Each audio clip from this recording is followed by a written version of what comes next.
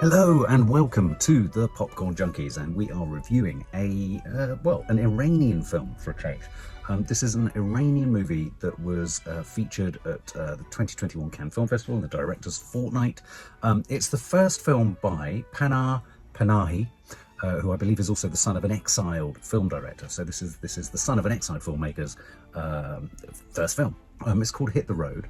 It's being dubbed as a grab, and it's kind of a handy grab, having seen it, as the Iranian answer to Little Miss Sunshine, insofar as it happens in a vehicle. It's about a family in a vehicle, and it's a sort of road movie of sorts, though, and it's kind of comedy. There's a lightness of touch to it, even though it deals with some pretty serious subject matters, which, if you think about it, so too did Little Miss Sunshine, if you think of the Paul Dano character, the grandfather, aspiration in the family, and all that kind of stuff. It's a cracking film, Little Miss Sunshine, if you haven't seen it. So I think as a grab, if you're thinking, why would I want to watch an Iranian film? Think Little Miss Sunshine and it might pull you in. It's a film, as I say, it's about a family, it's about a mother, a father, a much older son. When I say older, he's probably mid to late 20s, possibly even early 30s, and a really young son who looks about 8, 9, but could be anywhere between 8 to 12, could be playing younger. They're travelling with the first shot in the film, in fact, is one rotating 360-degree shot, obviously taken essentially, I believe, in the driver's seat, because there's the mum, there's the dad, there's the toddler or the young boy, and then outside the car, looking incredibly serious and incredibly stern, is the older boy, because it transpires, though they don't let the younger boy know this early on in the film, it transpires that they are essentially on a mission to get their oldest son out of Iran and across the border to Turkey. So it's a film about migration, it's a film about travelling, and it's a film about escape, it's a film about pursuit, it's a film about pursuing dreams in another country. And I mean, you know, there could be no better time or more salient time in history than now for this subject, with Ukraine and everything that's going on in the Channel crossings and Rwanda and what have you. We aren't particularly sure, though, at the beginning of the film why they're all just sat in a car, they're all just waiting. The dad, who's just this fabulous character played by Hassan Madjooni, the dad, wonderfully droll face, just a sort of hangdog expression, poker face, gives nothing away. Reminds me of some of Nadia's relatives in Jordan. But he's got his leg in a plaster cast, and it's a beautifully poetic start where some music is playing, and the toddler boy, the young boy, is essentially tapping the notes out on a drawn keyboard on his father's plaster cast. And it's kind of inferred, has the dad actually injured his leg, or hasn't he? Or is he just a bit lazy, and is he just using it as a bit of a ruse, just to sit in the back of the car and take up more space? So there's the dad, there's the mum, an incredibly beautiful, incredibly sort of dignified and respectful and sort of movie stardom, so very pretty looking woman.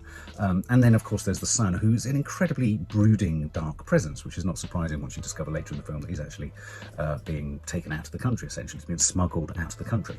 Quite early on we get a sense that they have to hide SIM cards. I think the young boy has hidden his phone, and the dad gets cross with him, and then they go and bury the phone somewhere, and then the mum cuts up a SIM card, and then they eat a SIM card.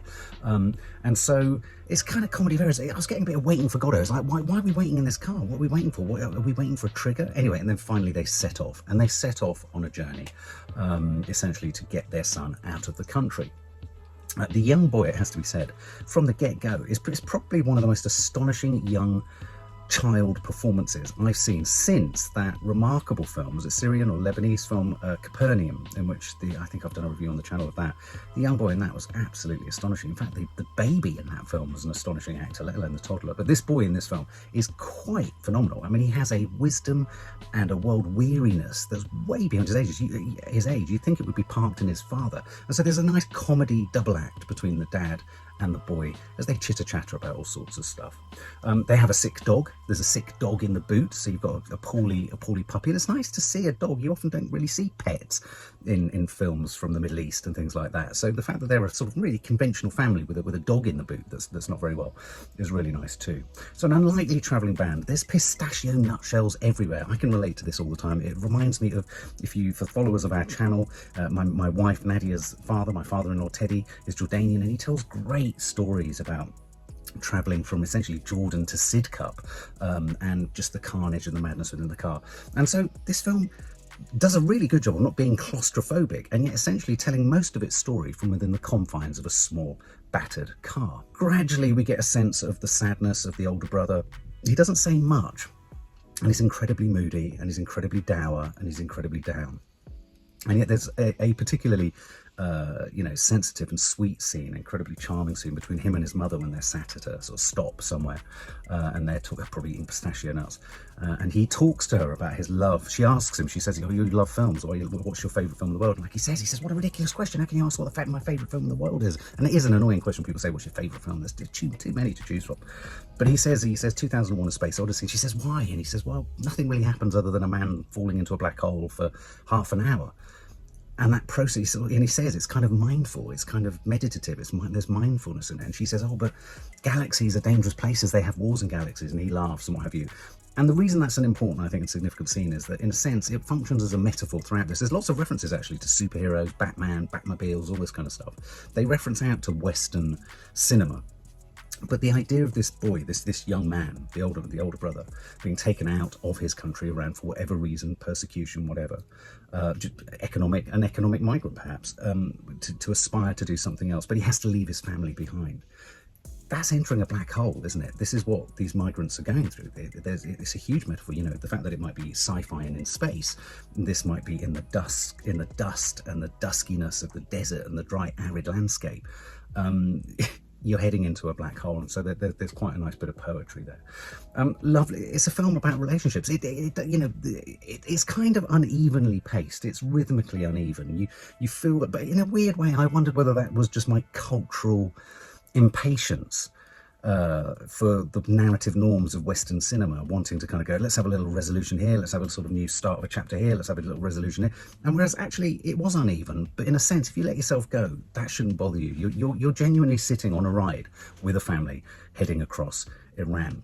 There's one particularly brilliantly funny scene, and I think, again, there are moments in this film that sometimes you think, God, if only more films could be made where a scene is essentially one shot that lasts 8 minutes. And there's a great interaction where a cyclist, you think they've hit a cyclist, but a cyclist goes down by the car and there's a race going on the road. And they go back and they look after him. The wonderful sort of quips from the father saying, leave him on the road, leave him on the road. If he's crying, it can't be too bad if he's crying. I mean, there are so many sort of Middle Eastern, Arabic almost kind of statements in this. It could be any one of Nadia's relatives talking. If he's crying, leave him. It means it is not that bad. But anyway, the boy insists that they pull this injured cyclist into the car, and they essentially travel the injured cyclist part of the way down the road. And what's really funny in this is they end up talking with this cyclist about the importance of winning races, the importance of taking part, the importance of being honourable. They talk about Lance Armstrong, and then the father with his leg in a plaster cast says, yeah, but Lance Armstrong wasn't honourable, was he? He was doping, he was taking drugs. The cyclist's like, no, it's in his name, strong arm, he has a strong arm, he's Armstrong. They talk about honour, they talk about, how one shouldn't cheat, and how has one never cheated. The cyclist says to the father, have you never told a lie, have you never done something wrong to get what you want, and all this kind of stuff. Anyway, they let the cyclist out after a while. Cyclist pops his wheel back on and cycles like mad, and it transpires that actually this guy was cheating. He's just hitched a lift, because because at the point that they pass all his other cyclists and he's in the car being trundled along, he pretends to have dropped pistachios and he's on the floor trying to find them. So again, a really sweet, funny, charming scene where the film philosophizes about ideas of cheating and honor and all this kind of stuff. Throughout all of this, the boy is an energetic ball of almost ADHD cheek and mischief. He's constantly getting into trouble and getting making noise, but he's incredibly entertaining. I mean, the boy is astonishing. The young boy. This is the young boy. But there are moments of great sadness, and of course, the mother's role starts to come to the fore as they get ever nearer to letting go of their son. And what's really nice about this film is that it maintains the disorientation of who are they going to meet? And in this time of human trafficking and all of the talk about, people paying to be trafficked, and who's a genuine asylum seeker and who isn't an asylum seeker, who's been smuggled versus trafficking. They meet up with this guy who appears out of the fog on this sort of sheep farm with a mask on his face, a sort of knitted mask. He looks like Strawface. Again, they talk about the young boy says, isn't that Batman's, isn't that Batman's nemesis or enemy, Strawman or Strawface or whatever the name of the character is. But this guy just comes out of the wood and he goes, yeah, I'm me, and I'm going to meet you on this crossroads over there. And they're like, well, okay, where? And where are we going to hand over the money and all this kind of stuff? And so that disorientation, the unknowingness, the trust, the fear, the disquiet, we think all we do as a developed nation is think, oh, here we are receiving these migrants. Okay, is he justified? Is he not justified? But forget even the migrant. There's all of their relatives going through all the heartache and all the upset and all the distress over in their country of origin. And this film does a really good job of kind of articulating that, but not doing it in a sort of world-weary, politicised way. It's witty, it's funny. The thing that I think is very clever about this film is it's the relatability of the family dynamics. The droll, miserable dad, the mum who puts up with him, who knows that he's basically skiving all the time, the way in which the dad tries to be the dad with the older son and says, you must never cry in front of your mother, this is a terrible thing, you must cry in front of your father. And then they proceed to have a huge argument about an apple that the father is eating. Again, this is another pit stop en route. And the father's broken the apple into two, and he gives his son, the older son, the smaller half of the apple. And the son goes, this isn't the bigger half. And they have an argument. And the father actually argues that the size of his half of the apple isn't the biggest, when it is. And it's that sort of lunacy that is at the heart of most families, isn't it, where people just insist black is white, and because they're in the family and that's what they do, we just accept it. There's some wonderfully magical scenes. There's a camping scene where the young toddler boy is lying on his father, and his father curiously has got one of those, the sort of silver kind of foil, kind of insulating kind of sheets that marathon runners wear. He's kind of got one of those on. And the boy's lying on him, and they're talking about the stars, and they're talking about Batman and all this kind of stuff. And as the camera pulls out, it's a metaphor again for that 2001: A Space Odyssey.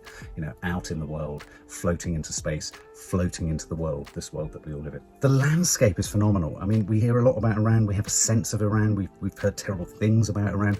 I know that before I know a lot of people I used to work with in the past who have had the privilege of filming and working in Iran, and they say it's one of the most beautiful countries in the world. It's just absolutely stunning. And so it was a really nice opportunity to see some quite phenomenal landscape, lunar-like landscape, sort of moonlight. I mean, this otherworldliness, this idea of us being a planet is really bashed home in this film, that we're a planet and we're all scurrying across it to get to different places, or some people are certainly. And so, of course, this film moves towards the inevitability of this older son moving away from his family. And so as a film, it's light, it's slight, it runs at just an hour and 20-25 minutes.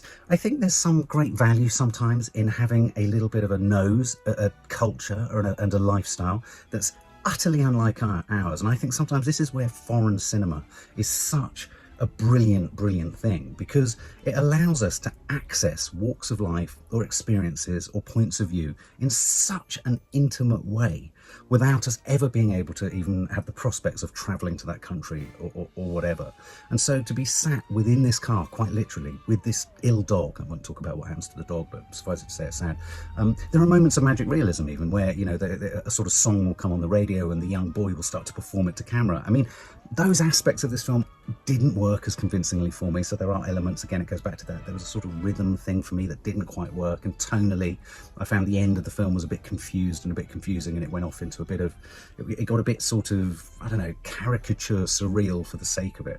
But this is a charming film. It's a gentle film. It's an eye-opening film. And it's just a lovely, lovely portrait of an ordinary family and all the sort of extraordinarily sort of intimate, humorous details that occur in relationships within families. I'd say this is fully worth your time to watch. If I was to give this a score, I would give this 85 out of 100. It's an absolute charming treat of a movie. For more film and family fun, don't forget to click the subscribe button and make sure to click the bell to never miss an update.